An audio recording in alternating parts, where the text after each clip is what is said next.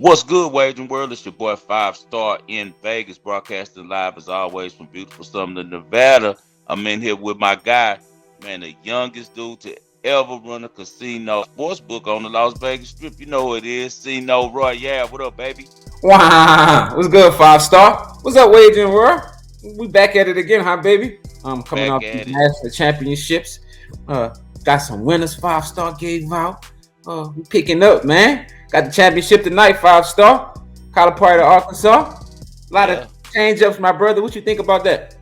man, there's so much going on, Sino, man. They've been looking for you too. They've been in the, they've been in the business. Like, what's Cino at, man? I've What I been say, man? working, man. I say Cino been grinding, man. Cino been on the grind, man. I understand he's you guys Cino, building up his new company that he's doing, man. He's doing something different now. He walked away from the books. He's doing some independent work, Shout coming out to back the on the Wagering side with World. us. Shout out to the Wagering Yeah, World. shout out to the Wager World, man. So, he's gonna have some private consulting going on the same way I do, man. You guys reach out to Cino, man. He got some good plays for you. So that's where he's been. He's putting together a business, man. And when that's going on, it takes a lot of your time. I always tell you guys it's difficult for us to get these shows out there sometimes because we be living our life too, man. And when the book's paying you, man, and then you managing all these different accounts, man, it's hard sometimes to get, an hour to do these videos, but we love to speak with you guys and we love to talk sports with you. It's always us versus the machine. As you say, a lot going on tonight, though, bro. National championship game. Then Kentucky. You got Calipari. He leaves. He goes to Arkansas. They say he's good friends with the owner Tyson, and he got that Walmart money over there. I think he's about to go all the way up. He's going to turn that to the new place for all of the big time high school kids because Arkansas has a really strong tradition. I'm very familiar with the campus. Before I was married, I used to date a girl who actually went to Arkansas, and her dad's still a professor there, so I hung out a lot over in that campus and in Arkansas. And I could tell you that they take care of their athletes in Arkansas, man, at Fayetteville. So I think he's going to do well there. Yeah, most definitely, man. After doing 15 seasons at Kentucky and going to a school like that, I think it's going to be a big change.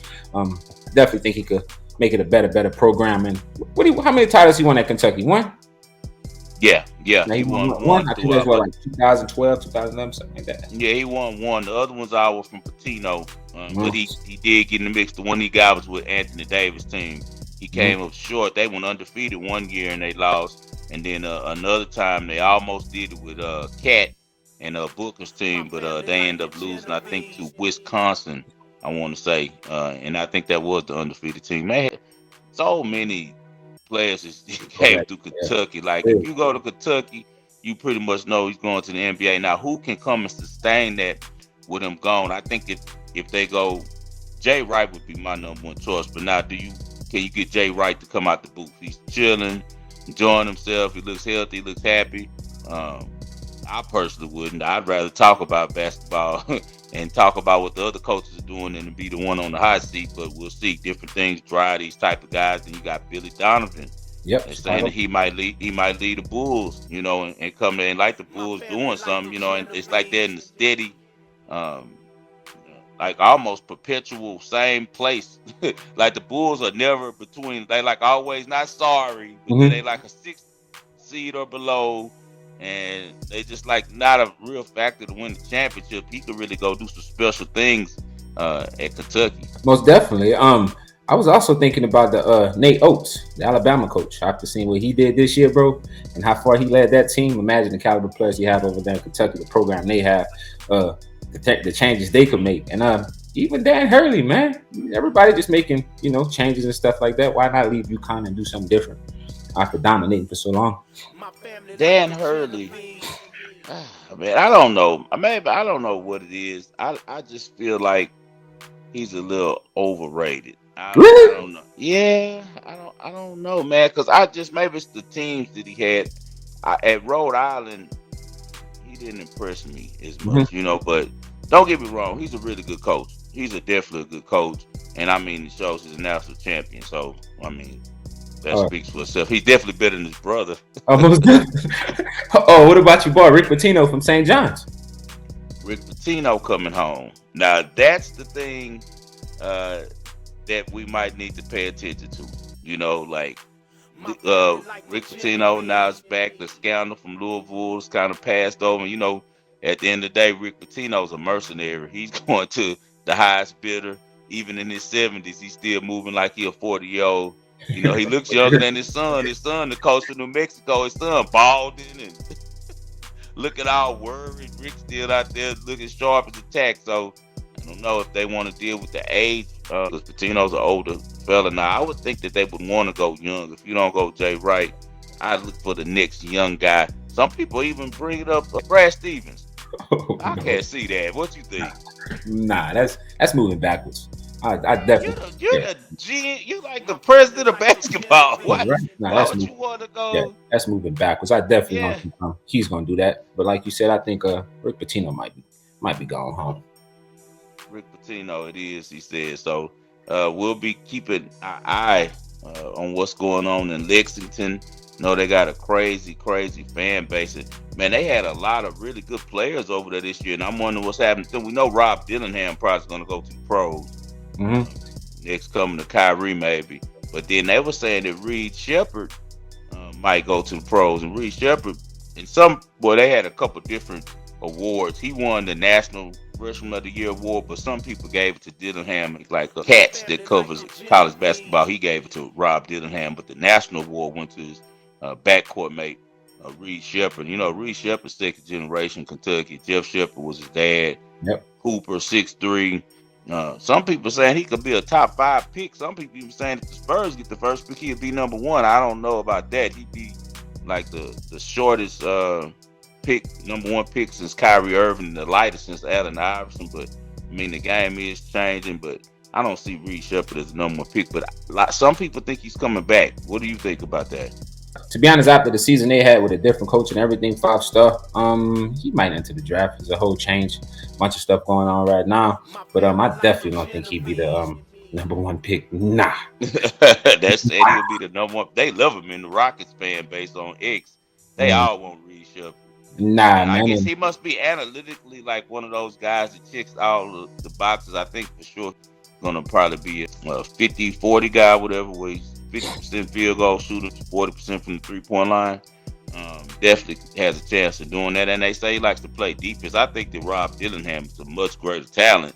But the problem with Dillingham is people saying he don't play defense. But who plays defense really in the NBA unless it gets down to crucial moments and people pick their spots? But as a real guy, I can understand him for that. Starting that way isn't a good way to start. The difference between Anthony Edwards is his dog on defense and trying and giving effort, so I can see that. But he's such a special talent, man. Dillingham, he could be the rookie of the year easily. 5-star. Since we talking about rookies, the drafts, and everything else, let's talk about our boy Bronny James, man. Yeah. Clap for the draft. Yeah. Also, he said something about the transfer portal, leaving both options open. What you think about that, man? He's not averaging that much. I think he's averaging like 4 points a game, 2 assists, a couple of rebounds. What you think that's a business move? He just following his dad? Why? What you think? Well, we know his dad is about money, and he should be. Like, he's teaching his son, like, hey, we're not going to be giving out this free basketball. Like, we know the NIL money is good, but it ain't like an NBA chick. You know what I'm saying? So, his father didn't even play college basketball, and he came from that time where you could still do that. So, it's inbred in him. Bronny's a good basketball player. Mick Cronin was just talking about now on Heard a little bit earlier. I was watching it. And Mick Cronin made some really good points because Mick Cronin coached his teammate that went to UCLA, and so he saw him all of the time. But he was going to watch their games in high school at Sierra, and he said, "Man, that Bronny is still recovering from that heart attack. That's what people not realizing. Before that heart attack, he looked like a completely different player, and that's probably conditioning. He hasn't been able to go out there and run hard, and he probably had to sit on the sidelines for a while, man, because you're dealing with the heart. That's nothing to play with. We lost players on the court who died from these heart conditions, in situations. And so now he's getting his groove back, probably getting his confidence back, and maybe we could see the Bronny that we all thought that we would see at USC. But like I said, that was all before the heart attack. He was a good high school player to me. I think that Bronny's everything that you look for in the NBA. In a piece player, in a rotation player. He's 6'3". He gives defensive effort. He's smart. He can shoot the 3-pointer. Right. He's athletic, so I don't see anything wrong with it. Now, I understand he's in a different situation. That's what people got to understand with this. You're saying, oh, Bronny's not good enough to go in the draft. He's a different type of situation, man. He's got a father who runs the NBA. He's the head dude, man. The NBA is at his beck and call. Every team wants LeBron, even at 40, because not only of the talent that he brings the team, the moxie he brings the locker room. We've seen before, if he comes, you're going to instantly become a winner, but also the money that he brings. You're LeBron right. has a huge fan base, and he's one of the biggest global stars in the world. So he's going to bring instant attention to your franchise. So it's a package deal with him. Like, people go to draft Bronny just so they can get LeBron or have action at LeBron. That's what they're saying in the second round. The Lakers most likely will take him. But don't be surprised if one of these teams are real sneaky, and they might take him to the bottom of the first round and like, hey, we're gonna grab him Come on, now, baby, and now Bron. we're gonna put Braun Mhm. in a tough decision because we know Braun wants to play with him. Yes, sir. Like he's been saying this for years. And I agree with you on that 5-star. Like, come on, man. You the son of LeBron James. You've been playing basketball since you come out of the womb. Like, Yeah, basketball in your hand. And again, he knows the game, man. You know the game. You study the game. And that's all it's about, that fundamental play. And it's in his yeah, genetics. I definitely think yeah, he'll be all right, man. It'll, yeah. He'll it'll be be all no right. problem. And like you said, that heart attack, man, you got to understand the heart controls the body. The heart, the mind controls the body. The kid Yeah, has to, recover. And I think once he yeah. gets back to, almost 100%, we'll see that Bronny James we've been looking for. He's not going to be a bust. The universe won't let it do that. They won't let it happen, man. Nah, he gonna be a good rotational player. I think that he'll be kind of like how Steph's brother is. Yeah, He's Seth a Curry. good piece. Yep. Yeah, yeah. Still how Steph Curry is. Well, he's a really good player.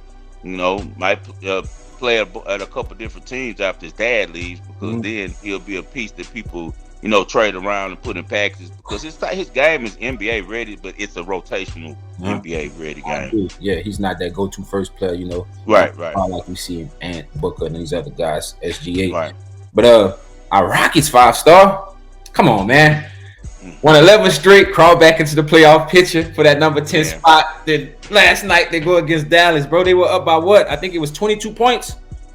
They that let game was lost with Amen Thompson doing that silly stuff that I've never seen him do before. He's been a very mature kid. What Cleveland must have said something to him. Cleveland must have called him a bitch or something, bro. He had to say something to him, because I've never messed his seen whole head up. Bro, I've never seen Amen Thompson fast like that. He doesn't even have that type of aura about himself. He's a real humble kid. I haven't seen him ever getting in fights in G League or anything. So that was whatever Cleaver did, it got under his skin, because it wasn't physical, because we saw they just was a regular tangle up on the rebound. He said something to him, and whatever he said, he spazzed and he bowled him and Messed up the whole gameplay. Bro, I told my wife, I told my wife before the game started, I said, I'm all on the Rockets. I'm about to load up on the Rockets. I said, they they probably looking going to good. win money line. Bro, they I were said, but I'm going to looking still good. take first half money line. And I said, I'm going to put a little on the game money line in case the Mavs come back and try to steal it. But that 9 good. I'm like, this on NBA TV. We know how that is. You know how that go. That's the key, guys. I don't know. We ain't gonna tell you, but if it's the NBA TV game, we know which way to go. Just put it like that, right? So we ain't gonna give out the secrets like that. You gotta subscribe to get the Right, secrets, man. right. You gotta hit us up in the DM, man. We'll put you on game. But yeah, the NBA TV games are always favorites of ours to bet. So it was pretty much locked in my mind. Like, it's a go. Yeah. They came out on top. They're down there 20. Amen Thompson is giving those people hell, because he's a tough matchup playing that dunk position that coaches put him at. Now he's playing Jaylen Brown's position with the Celtics now, and he's doing a really good job, because when he catches at the free throw line, there's so many things that he can do to your defense. He's such a good passer. He can shoot. He's athletic, and he's extremely smart. And he's a natural point guard, so he knows exactly what to do with the ball right there at that position in the gut of the defense. And when he left, man, everything changed, and it was slow. But the Rockets kept trying to hold on. Me and Ian were in here watching it. That's my 10-year-old, guys. Me and my 10-year-old, we're in here watching the game. He's diehard Rockets. He's living and dying with every possession. He's like, we're dead, Dad. I'm like, nah, we ain't dead yet. We're good. And they'll come back and they'll score, right? So, man, it ended up with Dylan Brooks was keeping them in their game with big shots, with threes and stuff. Van Fleet is the one why I blame. I don't even blame Jabbar as much. Van Fleet had a chance to push the lead to, I want to say, 5 points. When he missed that, that allowed the Mavs to come down get a basket and get it to one possession. Now after he got down to 3, Jabari misses both free throws. That's all nerves. We know he shoots at a high rate. Not as good as he did in college. I think he's like a 70% shooter now in the NBA. But he was like a 90% free throw shooter at Auburn. Now he's concentrating more on defense, becoming and morphing into a different type of player. He was the offensive weapon at Auburn. Jabari has to make those free throws. He'll tell you himself. He missed both of them. And I took live money line career free throw shoot, and he missed those both. We play numbers. I took the Mavs live plus 190 or something in the fourth quarter. I took the Clippers live plus 160 and money lined them together. And it ended up where I had a beautiful day. I'm not telling Ian, like, I kind of want the Rockets to lose. I don't want to tell him. So we're watching the game. After he misses the 2 free throws, because I'm jinxing us. I'm like, I'm tweeting out Rockets with a big win, But I know what I'm doing. I'm being dirty. Jinx. Yeah. Because it's a bigger profit. If the Mavs and the Clippers win together, so I'm reverse jinx. It don't really matter because the Rockets know they're not. Look, come on, man. The Rockets are a year away, 2 years away from being a really year in, year out playoff team. This year doesn't matter. You're just getting in for nothing. And like, need to show people what they're capable of. Yeah, you good right now. So I'm like, now I'm thinking about the bet. Man, when Exum hit that 3-pointer, I couldn't believe it.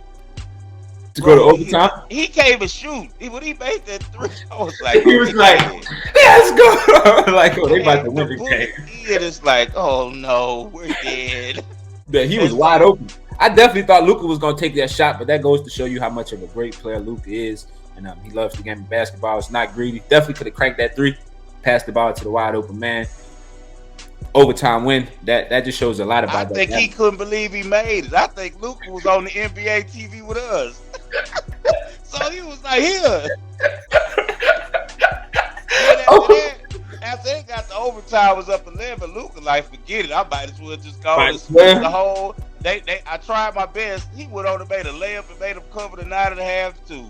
I said, wow. He didn't even have to shoot that. Nope. That game was mind blowing. Down 22, come back and cover the 9.5. The Brooklyn Nets did that for me 2 days before yesterday.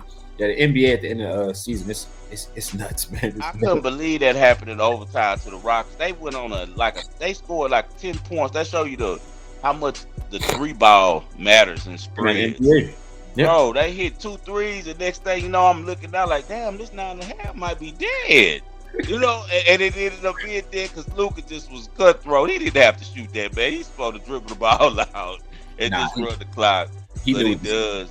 He knew what the spread was, just how we knew exactly what it was. And like you said, it's the end of the season, NBA TV. you know what's going on. Yeah, he knew what the spread was. It was like, let me take care of my fan base. I know they laid this 9. So the Rockets are eliminated, but bright future. Surprised about Amen Thompson, but they're only going to get better, man. Get rid of Van Fleet. If we can move him this summer, get rid of him.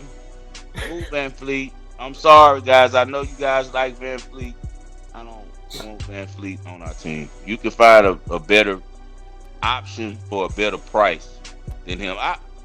Get McConnell from Indiana and let him start for us.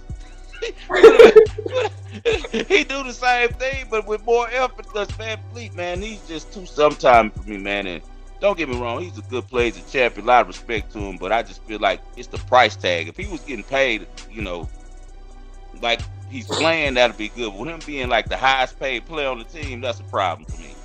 Like he's either too much of the salary cap. I ain't want to hate on another man's money, but this is my squad, man. And he does some things that his height won't allow him to do. He thinks that he could go one-on-one, hold the ball last minute. He always is taking like the dumbest shots ever. Can barely get his shot out, getting his stuff blocked. So, he's a Mighty Mouse type of guy. So, and that's been his gameplay since Toronto. So you have to respect Van Fleet. The Rockets take that stuff back to Toronto. They knew what they were getting themselves into. But hey, at the beginning of the Wagering World, you always spoke about that back in October when the season first started. How you thought Van Fleet would be a problem and stuff like that, and it's finally starting to show 5-star. But I think the Rockets his height. But now I think they'll be okay. I can tell you this though. One thing I've seen, I do not want Amen Thompson going to point guard now. After I seen him playing that 3 and 4, I Mm-hmm. don't want him going to point guard. I want him to stay off the ball because he's Uh-huh. deadly off the ball, bro. He'll Mm-hmm. average a double-double, man. The man averaged 10 rebounds a game. Yeah, he played 8 minutes last night, and he was about to show out. Bro, he was about to show Yeah, out. He and was from looking this, like the best player on the court. I can say 8 minutes, and he was about to show out. This Yeah, so nuts, and then they got him I up out love there. how Coach Udoka's using him. Let's find another veteran point guard with some height. You know who I like? Maybe get Who? Mitch from Charlotte that's in there because Lonzo's hurt. They used to play overseas. He can fill it up. He can shoot the 3 because basically the way that the offense is going to run with the Rockets is no matter who the point guard. It's almost like an Eric Snow situation where you got a guy who's going to can play defense, on the best 2 guards so you can rest Jalen. That's it. And hopefully you can get a guy who can shoot. If he can shoot, play defense, you don't need him. He can just bring the ball up and then get into the offense. The offense is going to be Jalen handling the ball or Sagoon handling the ball or Amin, within the offense. You don't need a point guard who's just all a playmaker. They had the right idea with Van Fleet, a catch and shoot guy. He's just too short, man. Mm-hmm. He's too short. So when the clock runs down, he's out there looking crazy. So, just replace him with Rock's going to be okay. Wolves, they regained the number 1 seed last night. We just talked about that game. We both were on the Wolves, but boy, we didn't get that second half, huh? Oh my God, that was crazy, crazy. Right at the end, Lakers came out strong in the third quarter, and of course, they don't got nobody playing. Wolves start dominating them. I went to sleep. Hey, they supposed to get some votes for MVP this year. A lot of people don't know, bro. AD needs to get some votes for MVP this year, bro. And I agree with you on that. This is the most games AD has played in a season since y'all start calling him street clothes. And AD has been balling, and he has been a factor. The Lakers look good, and it's crazy because I would have never thought this 2 years ago. This was I was expecting from him right after the championship. But kudos to him for saying, man, let me get myself together. I'm one of the best to ever lace them up. I ain't about to sit out here in LA, smoke this weed all day, hit these chicks and get fat, eating good and doing wrong and lose my career and take it for granted. And he got himself together, bro. Respect to AD. Shout out to Anthony Davis and his training team, man, because he looks good this year, man. He's one of the top 5 players in the NBA if you watch the NBA every night, man. And I'm not going to argue with you on that. Like I said, the man played 74 games this season. He wasn't playing 50 games in the previous seasons, averaging 24.5 points a game, 12.6 rebounds, a double-double. Like, come on, man. You gotta give AD his flowers right now. And no more street clothes. That stuff out the window, man. Braun pushed them over the top because if he played last night, they was going to beat the Timberwolves without Braun. You could see it because their pieces are looking great. Bro, I don't understand how anybody didn't want Hachimura from Washington. I saw in Washington that he was this type of player, but now he has the big, spotlight on because he's a Laker. They never letting him go. This dude's so efficient, bro. He get 10 shots a game and average 20 points. He that type of dude. And look, I'm gonna be honest with you. When he was at the Wizards, right after he came from Gonzaga, when he was at the Wizards, I didn't think he fit that team, and I didn't think he was supposed to be a part of that team, and that's why he never got the shine. That he wanted to play for a winner. Yeah, and he didn't fit that system. Man, he fit that Lakers system so good, man. Yeah. On 2K, he be cooking my ass. Really? On 2K, so they got him on there for real. Oh man, they got him right. He for real on that. He be cooking my ass, bro. I ain't gonna miss. Wide open, don't miss. Yeah, wide open threes, mid range. Yeah, he got something. The Lakers look good. They some contenders, man. Angelo got his job back after Swag and P got him booted because Magic was so real. Magic like this ain't real, bro. You done ratted on this man.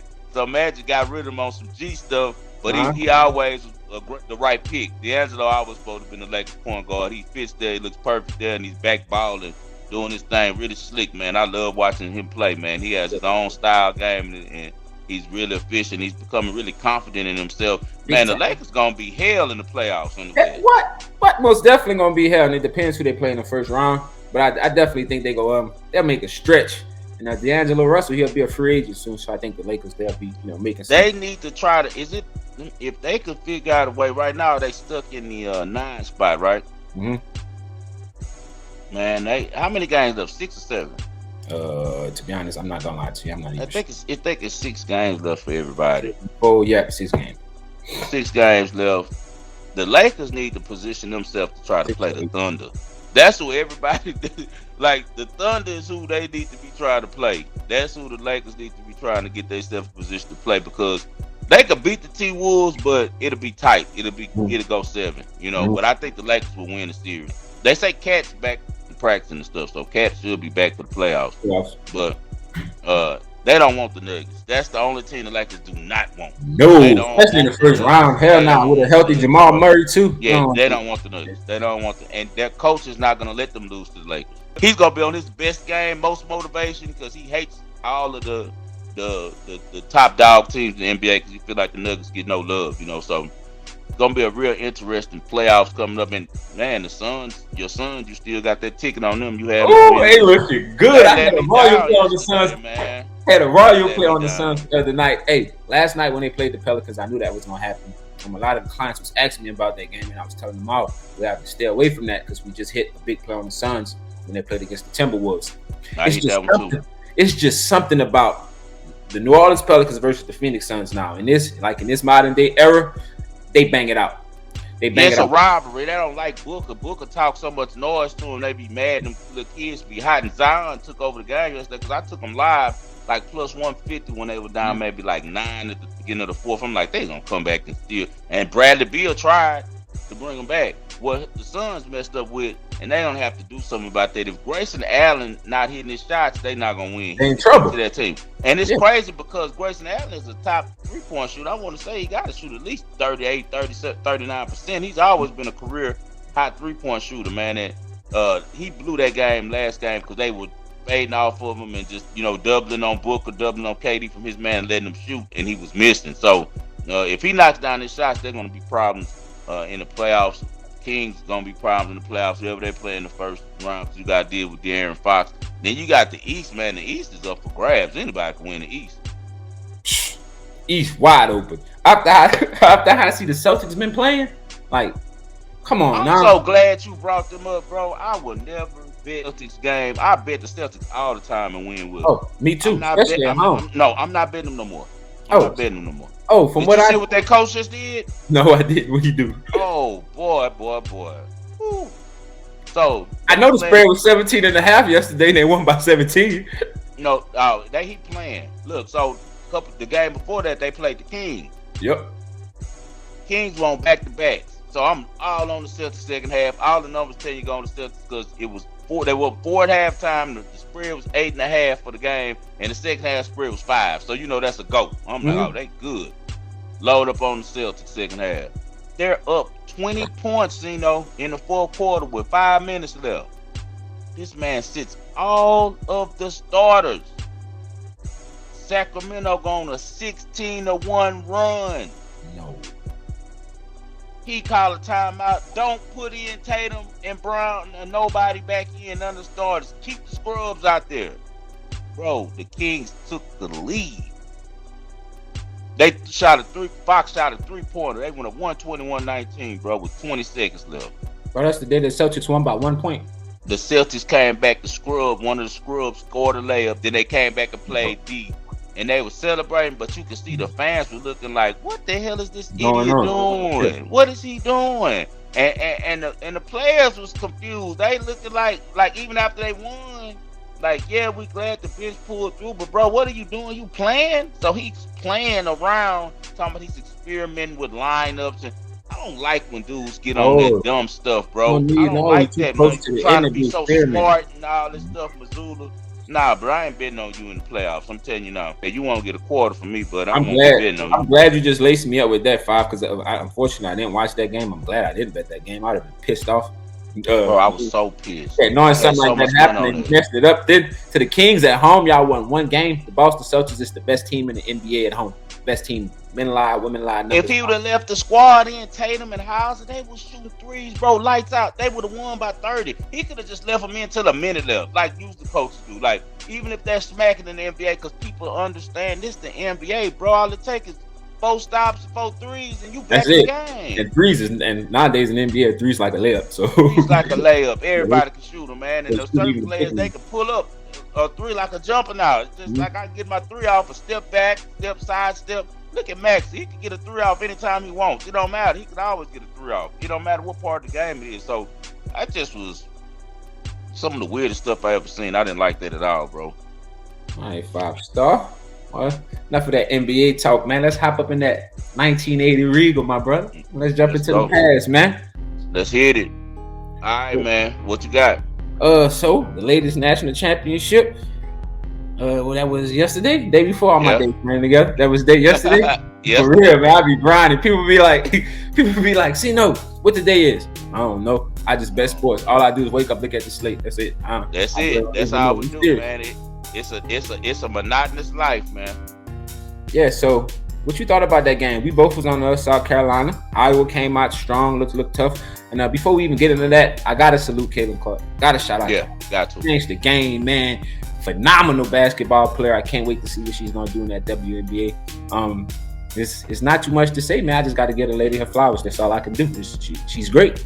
She's great. Yeah, she's a difference maker, man. She's a really good player. But I'm gonna tell you something else too. Her teammates don't get a lot of love, but she got a nice squad around her. Oh, like they, them girls, a couple of them girls gonna be in the WNBA too. They might not go high as she does, but I bet you they end up sticking. You know what I'm saying? Mm-hmm. Like they got some hoopers around her. They just the size of South Carolina is just too much, man. Too much. Like, that big center on the inside. Yeah, man, the big Brazilian, bro. Yeah, you can't do nothing with her. Nothing. You can't do nothing. Then she come off the bench. Dawn Staley got so many people. She gonna come off the bench on you with some more girls after. There you go, right there. And that's what separated Iowa from South Carolina yesterday. South Carolina, Iowa, however you want to put it. That bench and the paint.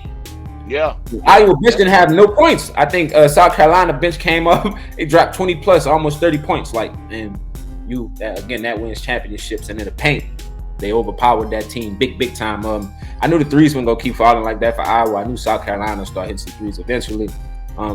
But for it to be fighting back and forth how it was at first, I thought it'd be a closer game than what it was. 5-star. I thought our 6.5, 7 was in jeopardy. I'm not even gonna lie. Yeah, man. Well, they came out early, and I texted all my clients at that time, hurry up now, right now, and jump on South Carolina, because I would jump right off on them. But we took them before the game, -7.5. The books got paid off Caitlin Clark, bro. Oh, big time. Yeah, big time. The books got paid, and media got paid. They made so many billions off this lady, like you say. So you gotta salute her, because she brought them that bag. Because think about it, UConn game was the most probably bet women's game in history. What happened on that one? Yep. The books won because they made it beautifully land right on 2. Right. 2. So yes, we was won 2. with the plus 3. But if you took that money line like I did, split it, and like most people, because think about it, if you get a 3, you're going to either say, man, I'm going to just give these 3. They're going to win by 3 for the winning side or for the side that's the favorite. And if you got the dog, you're going to be like, oh, man, I'm going to just take them to win. You ain't think about it, because the little 3 points, that's the game. And we know that they do it on football in the NFL all the time. Every week. Yeah, all the time. So they get you to they play on your greed, and now they put it right on that little number in the middle where the only people clean up was the few amount of bettors like us who bet and take the small points, who take the +1.5, who take the +2, who take the +3. And that's what happened with the UConn game. So they cleaned up on that. Books 8, the media 8. LSU game, everybody bet LSU. Everybody bet LSU. Everybody. 8. And it was crazy how they did that too. The book's so smart, bro. They smart. So in that LSU game, let's go back to it real fast. I did not get to recap that game with y'all. I'm at the half. At the half, the spread was a 0.5 point. That girl hit that shot right at the end to make it tied. So you had LSU first half money line. You push. You had Iowa. You push. And if you had the spread, you know how that result. I had +1.5. +1.5. Right, bro. When that line came out second half, it was the same line as the game. I'm like, the book's playing mind games with folks, and they just seen how LSU came back. I said everybody's gonna be hammering LSU second half, and I was telling my clients, they were like, man, what we do? I'm like, we staying away. We just gonna ride what we already got, because the line telling me take the other side, but I can't go against the home team, not in this situation after what I seen. But man, Iowa came out there second half, Jesus Christ, and just started to pipe us down.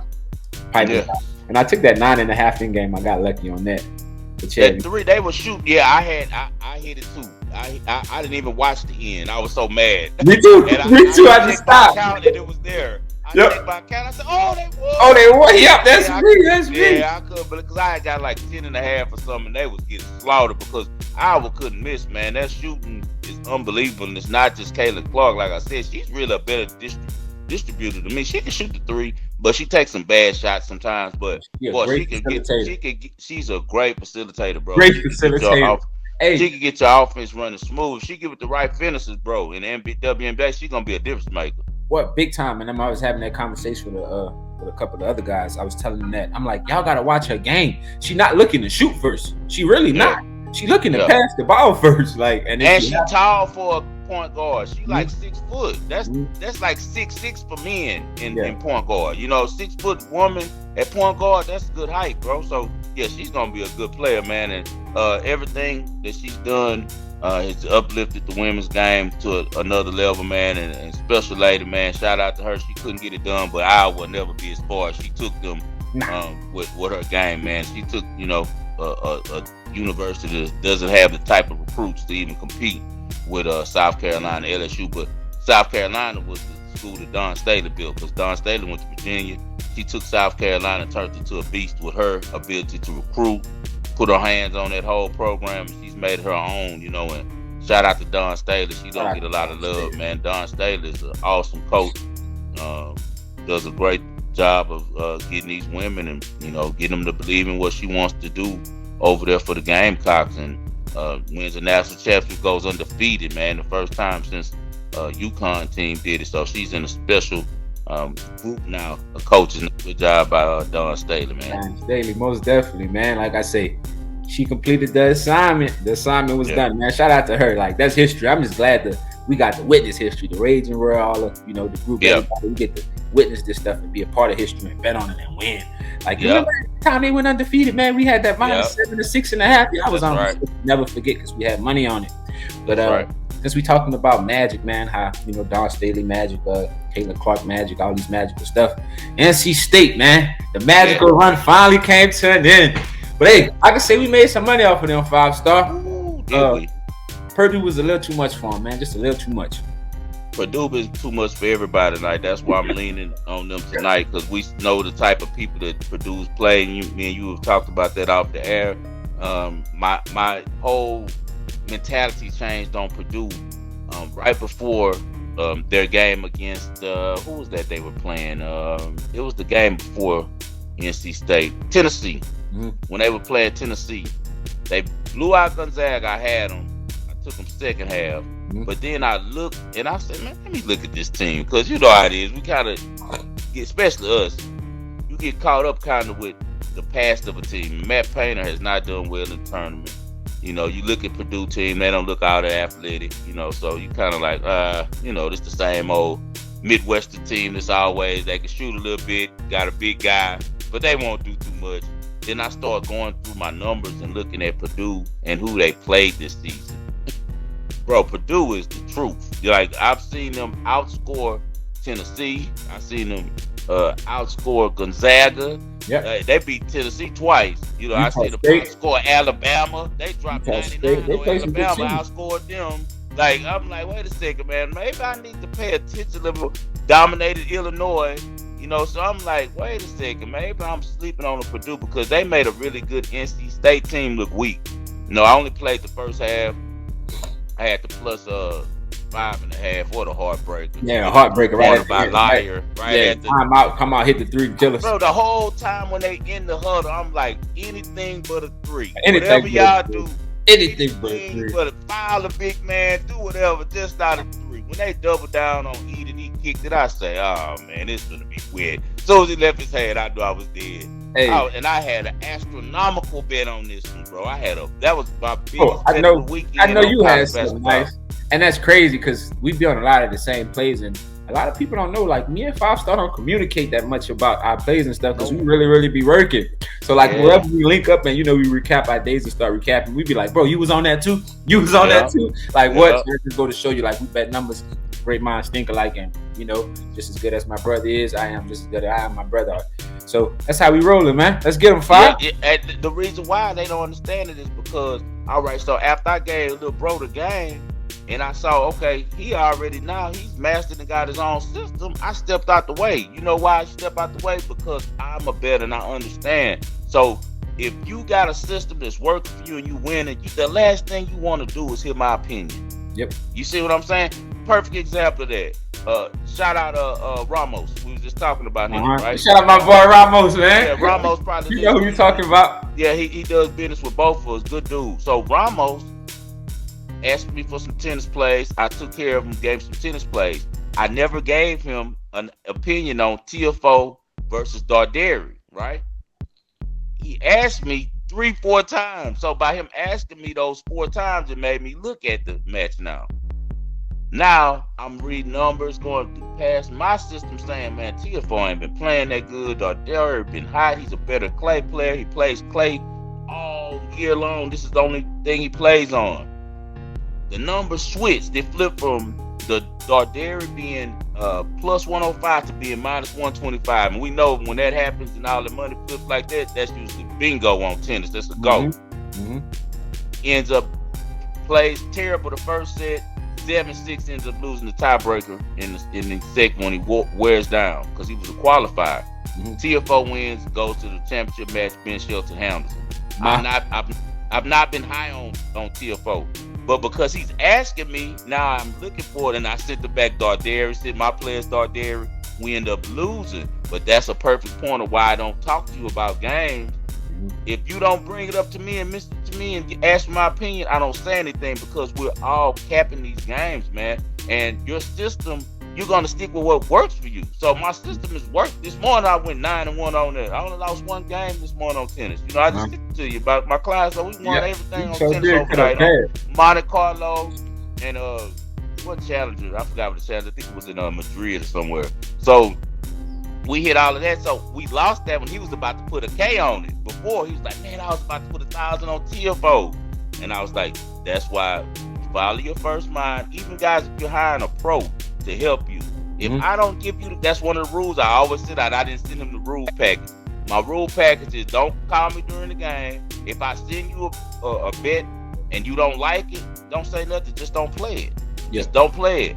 If you believe in something, follow your first mind. That's what I always say because you already were betting. That's why you got in touch with me. You know what I mean? Like, don't be afraid to call your own shots sometimes.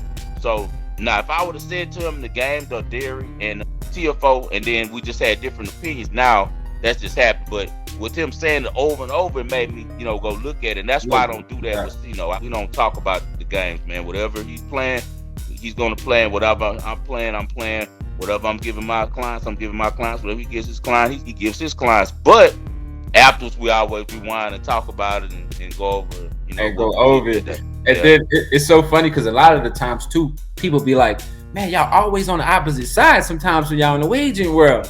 Yeah. And believe it or not, that's not playing either. Like, no. I like what I like. He like what he like. And that's what why it is. You're bro, because you're your own man. That's why, because he's his own man, man. That's how we do. We're not in here trying to do any monkey see, monkey do stuff, bro. We deal with G's. It's my job to mentor, get a game to my little brother. Now it's his job to give it to somebody else later, and that's how it goes. Somebody else worthy, somebody else worthy. But NC State, the first half, they've been dominant, bro. They had won 15 straight first halves outright out of conference. Oh, I didn't know that. 15 straight. I didn't know that. Bro, 15 straight. So I was like, oh, and I'm getting points. This is a lot. Because they come out playing strong. Do you know what hurt them? And I saw it very early. Muhammad Diarra is on Ramadan. He's a believer, bro. So he doesn't drink any water, eat any food. He's fasting. And people are like, if you're not familiar with the Islamic religion, which I am, you can't eat any food or you can't drink water after the sun comes up in the morning until the sun sets. So, and he's a devout Muslim, much like Akeem Olajuwon. If you notice, during the beginning of the tournament, when they were playing all those night games, he was everywhere, dunking on stuff. After he's broke his fast, he's been able to get hydrated. They were putting IVs in him. They was feeding him. These daytime games, he's looked like a shell of himself. But he's the key to that whole defense and offense because he was that glue guy. He's 6'11". He getting so many offensive rebounds. He's shooting threes. He's dunking on stuff. He got hung on the rim in the first half. I know you saw that. He's 6'11", bro. He had no lip. I didn't. No lip. To be honest, I didn't even. I didn't watch the first half. I just watched it on the lifelines because I did not want to. Yep, I did not want to have my nerves wrecked, and I wanted to see. Yeah, I want to see the game within the game. So I was watching because that lets me know what to do the second half, and that's why second half, man, I kind of knew that Purdue was going to leave them, but I already was locked in on NC State. You guys know they made a lot of money. I can never be mad at them. Great job by them. Great run. DJ Horn still showed up. He's going to be an NBA player. I don't know if he sticks, but he's going to get some run. Yeah. DJ Burns, if he can lose some weight, maybe he can too.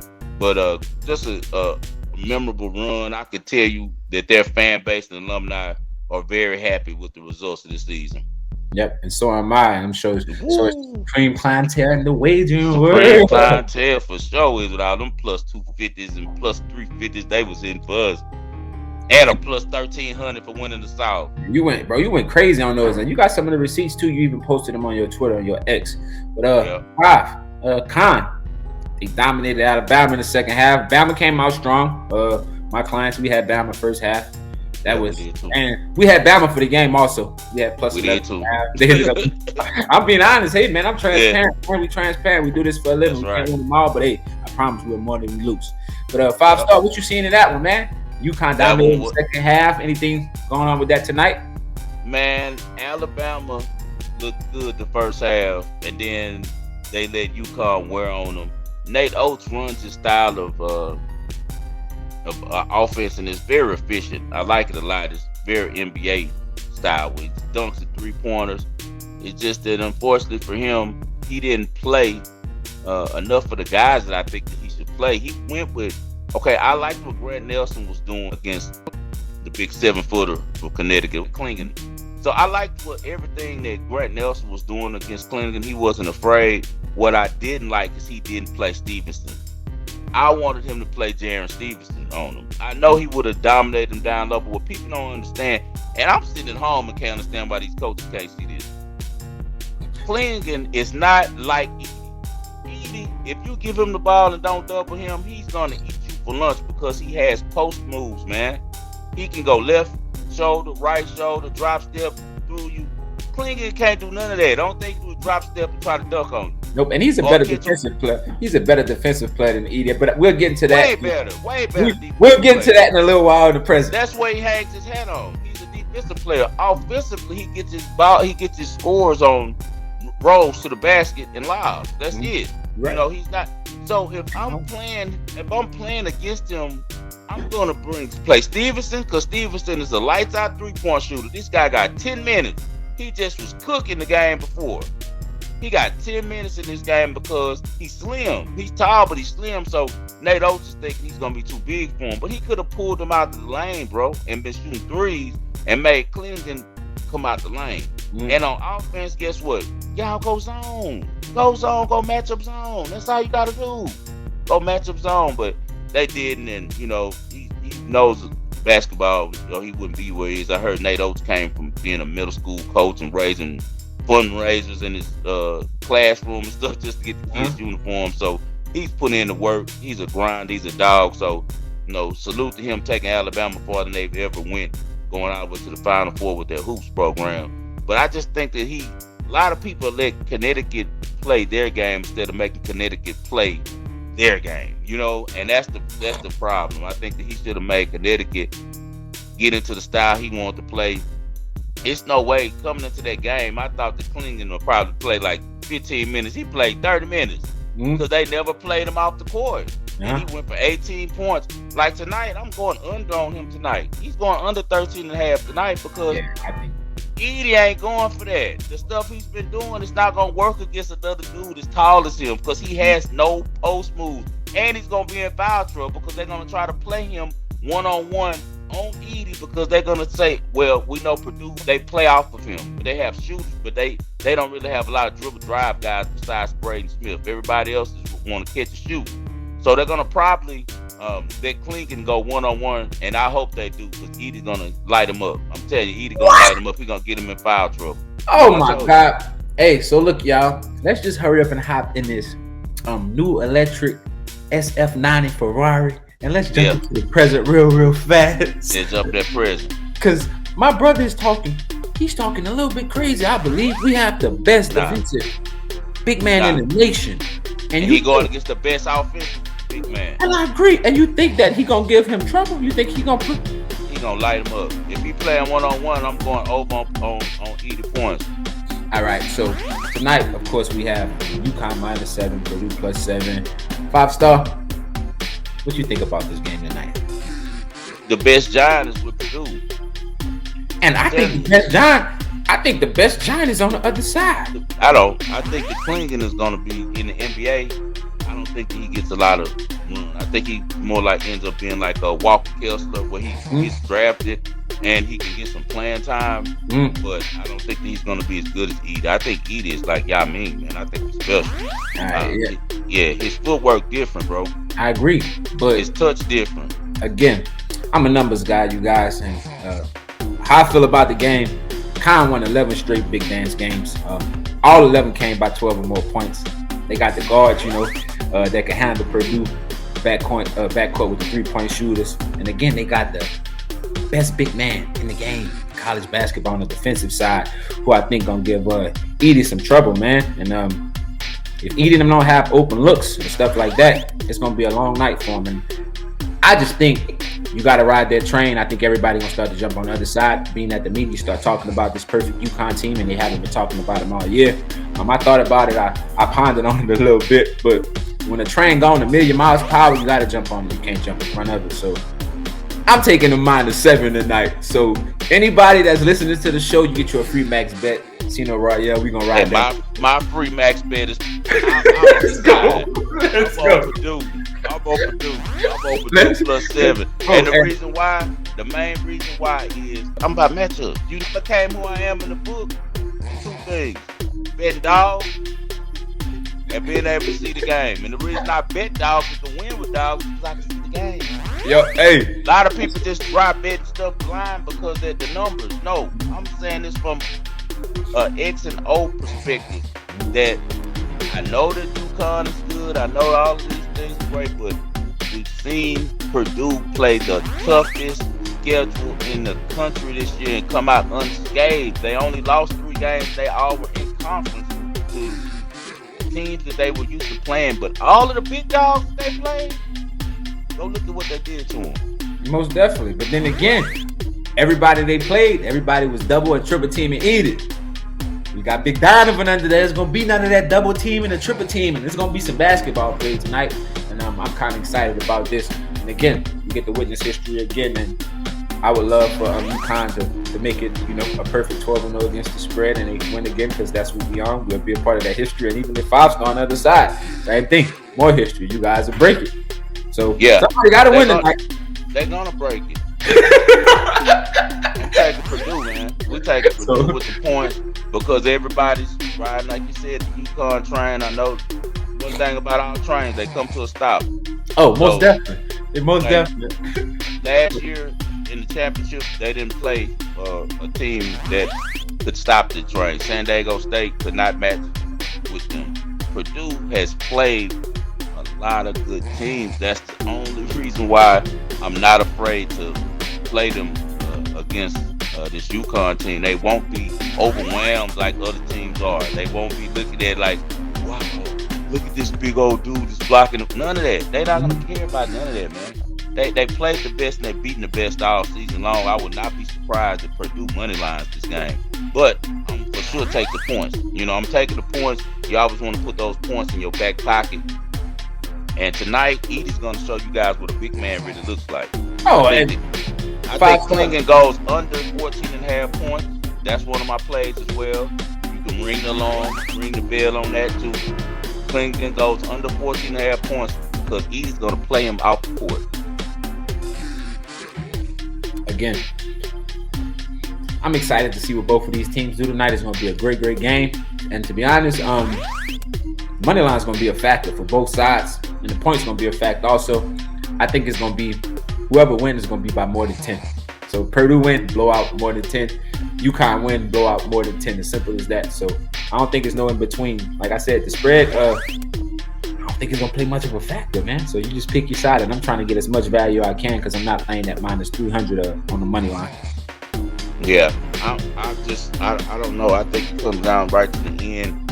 I just have seen Purdue play some really good teams, man, and it always amazes me how they can step up and play whatever style's necessary, whether it's a grinded out game that they have to win against Wisconsin, or whether it's a up tempo game they got to win against the North Carolina, against the Alabama, against the Tennessee,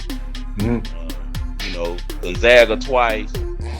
You name it, they've been able to be effective against them all, and I just don't think that Klingon is going to have the type of effect that he had in the other games when he's dealing with Edey, because now he has another giant to worry about. Whereas in Edey, I don't think he's too much worried about Klingon because he's going to get his shots off regardless. If they play him one-on-one, you telling me Klingon going to be blocking his hooks? No. Edey tough, man. Like I said, he is taller than him, but that defense, man, all he got to do is put his hands up, bro. He long. Like they going, and all Edey got to do is hop about 3 inches in the air and extend that right arm and throw a right hand hook or a left hand hook in his basket because he got soft touch, unlike Klingon. And if they foul him, he's gonna make a free throw. Most definitely, we'll see. He's gonna be one-on-one, and I'm telling you, he's gonna come. And that boy Jones for Purdue, he's gonna go off tonight. He's gonna have 10 3-pointers. Like we said, man, right here, Sino, I'm on Con -7. Big brother over there, 5-star. He on +7, man. Y'all know me. I take the dogs, man. All the time. Hey, and he one of the best. He one of the not, and I'm not saying this because he's my brother. I'm his co-host. I work with him. We do this stuff together. Nah, that man cold when it comes to picking the dogs. Everybody know this. His record speaks for itself. And anytime he on the opposite side, I be shaking a little bit in my boots because he the sensei. Hey. But tonight, we'll see. But 5-star, man, you've been killing them in that tennis, man. Yeah. Give him something for the ball and parlay. Got to be a tennis pick. We already know what you on for the national championship. Give him something in the ball and parlay, man. What you got? National championship, y'all already got it. Also for the underdogs in the underground. That's what the Wagering World's about. So we on Purdue +6.5. We saying Klingon goes under 14.5. I'm riding with my boy Herbie, my boy Hubert Hercox, man. Hercox just won the title out in Estoril in Portugal. They have it in Caicos, Portugal. Cacas, Portugal, however you pronounce it. It's a town in Portugal that they have the tournament. He just won it all. Beat Pedro Martinez in the finals. Had a good run, and he's not even a clay player, but he's facing off against Jack Draper from Britain. Jack Draper's a really good player, but he really isn't a clay player. You know, most guys from Britain, they like to play on the grass. He's a serve and volley type of guy. He has beaten Hercox before. He actually beat him the last time that they played each other, and that's why I think the number's so low at -140, and it's also probably so low because Hercox just won a tournament, so they're afraid that he might be worn down a little bit, but he didn't really have a lot of pushback. He only lost one set to Garin in the whole tournament, and that wasn't even, it was just one he pretty much gave away after he saw that he got his third broke early. He kind of just cruised and saved his energy for the final set. I think Hercox is motivated.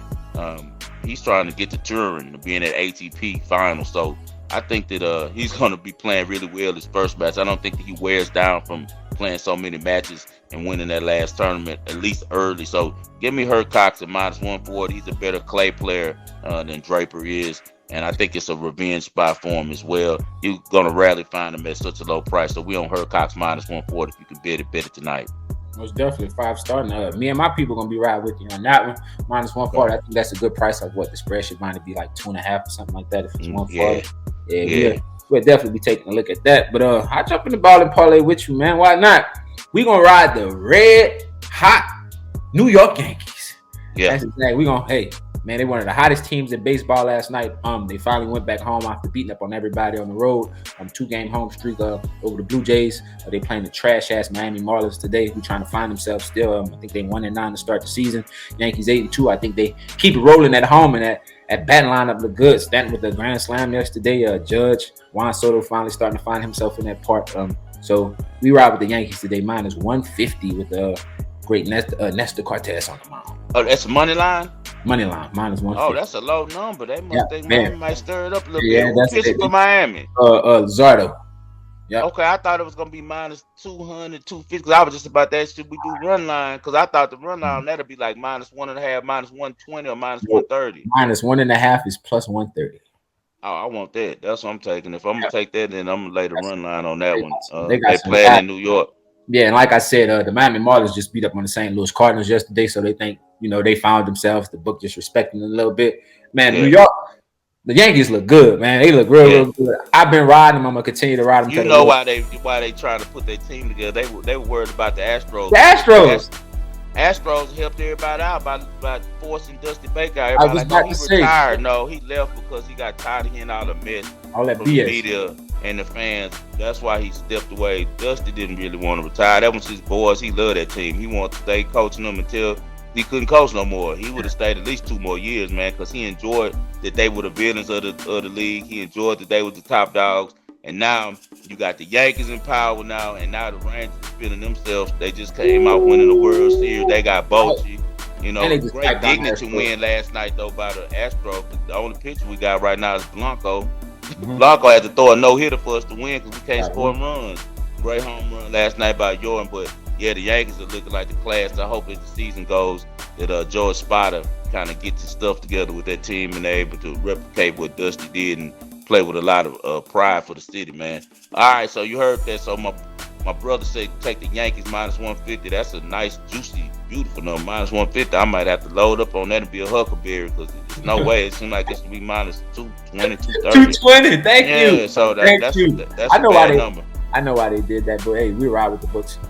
Okay, so we with the Yankees minus 150, and we heard Cox minus 140, and you heard Sino, he's going with UConn tonight minus the 7, and that they keep their streak going of covering spreads for 2 straight tournaments, and I'm bucking the system like I always do, and I'm going with Purdue plus the 7 points. I think that Zach Edey is that good, and I think he punishes Klingon tonight. All right, guys, another episode down. This is 28 as far as in for the podcast, man, on iTunes and Audio Boom and Spotify and all that there. We done hundreds though, man. You guys continue to tune into the Wagering World. We appreciate you for stopping by. As always, this show is dedicated to the greatest Houston fan I know to ever walk the earth, and that's my father, John H. Lindsay. I do this for you, Dad. So anything for the people before we get out of here? Man, ain't nothing. We just appreciate y'all for tuning in the Wagering World. Let's keep winning. We not hard to find. 5-star in Vegas on X. Sino Royale. Shout out my guy, Spreader Staff. Hey, let's keep doing it. Let's keep doing it. This is the Wagering World.